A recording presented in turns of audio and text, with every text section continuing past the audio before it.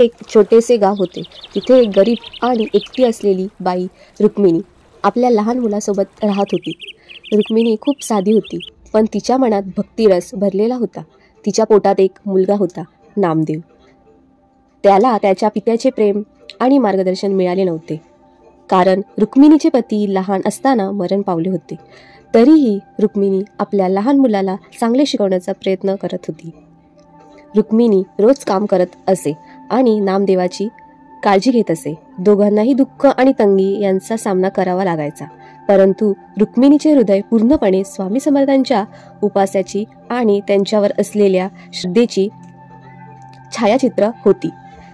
एक दिवस रुक्मिणी खूप चिंतित होती. तिच्या घरात भाकरी नाही आणि मुलाचा दूध पिण्याचा ताण पडला होता. ती हताश होऊन स्वामी समर्थांची पूजा करत होती.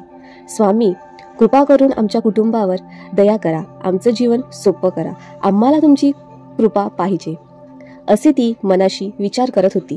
त्यानंतर तिच्या जीवनात एक विलक्षण घटना घडली. सकाळीच रुक्मिणी आणि नामदेव त्यांच्या घराजवळल्या झऱ्याला पाणी भरायला गेले. अचानक तिथे एक साधू वेशधारी व्यक्ती उभी राहिली. त्याने त्यांना पाहिले आणि हसत म्हणाले, तुम्हाला काही हवं आहे का? रुक्मिणी त्याच्या चेहऱ्यावर आशेची किरण पाहून अवाक झाली. तिने स्वामी समर्थांचा चेहरा ओळखला आणि नतमस्तक होऊन त्या साधुवेशी व्यक्तीला विचारले, स्वामी, मी खूप तंगीमध्ये आहे. मुलाची शाळा, भाकरी आणि दारिद्र्य यामुळे जीवन खूप कठीण झाले आहे. तुमच्या चरणांमध्ये आसरा शोधते.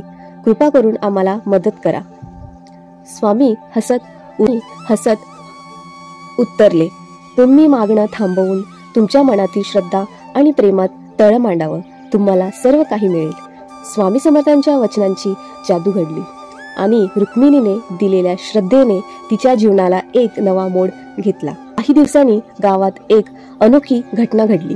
एक श्रीमंत व्यापारी गावात आला आणि त्याने रुक्मिणीच्या घराला भेट दिली.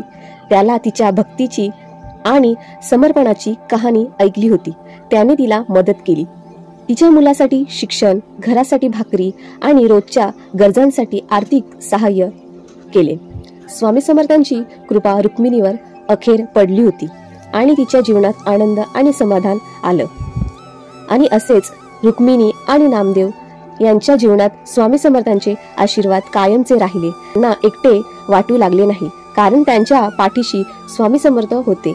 यामुळे रुक्मिणीला शिकवणी मिळाली, कष्ट आणि विश्वासात ताकद आहे आणि स्वामी समर्थांची कृपा तुमच्याशी नेहमी आहे. रुक्मिणी आणि नामदेव दोघेही रोज स्वामी समर्थांच्या पायाशी नतमस्तक होऊन त्यांची पूजा करत होते आणि शांती आणि प्रेमाच्या मार्गावर चालत होते.